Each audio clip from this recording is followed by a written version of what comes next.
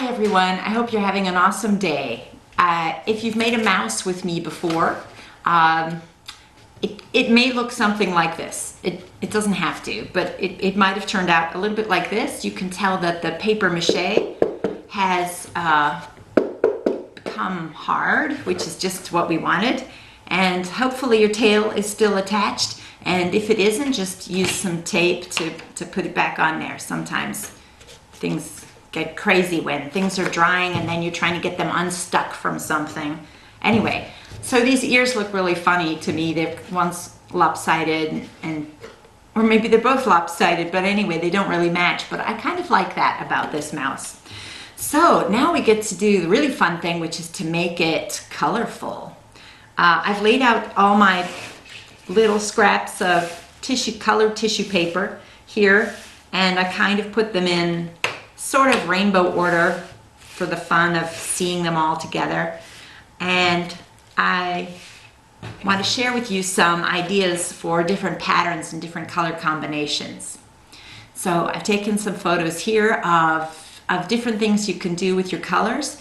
Now you may not have the colors that I have. Everyone might have a slightly different combination of colors, but you can go with, for instance, shades of blue. You can make your whole mouse blue, or you can use, let's say, a transition of color from yellow to orange to red to purple, or something like that.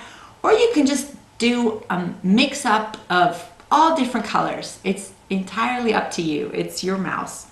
And the easy way that we're going to be putting these on is using Scotch tape.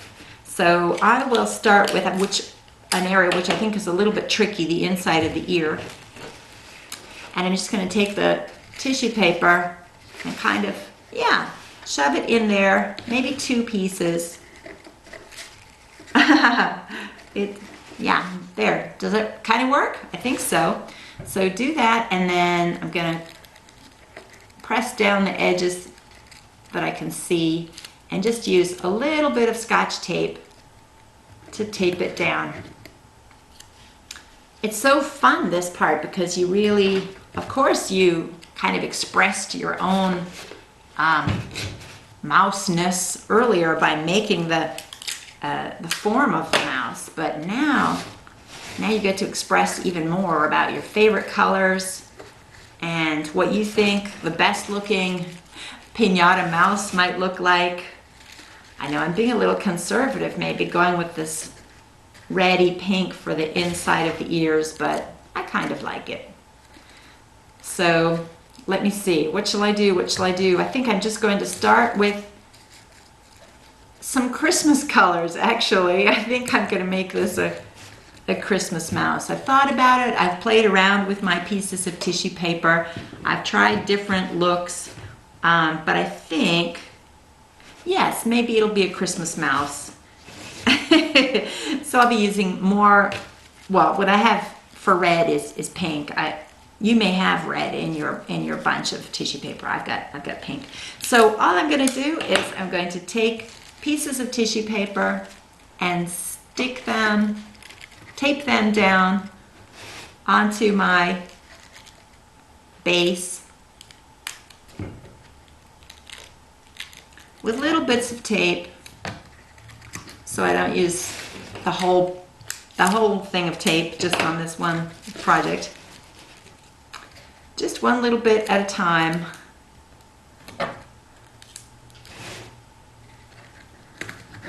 Until I've covered my whole mouse.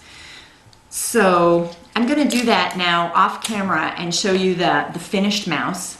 And then I want to show you how we can add eyes and a nose. I'll be right back. So here it is, my little Christmas mouse in pinks and greens instead of reds and greens, but I think quite delightful, except no nose and no eyes, which I think would be so nice to add. So I thought to myself, what would be a color that will show up nicely in there? And I went with this bright blue. I'm just going to take 2 pieces of tissue paper and kind of crinkle them into a ball and see if that looks right. Actually, it's making me laugh. So I think if it's making me laugh, it's probably about right. Oops, one eye looks bigger than the other. Let's see if I can crumple that one a bit tighter. Yeah, okay, so there they are.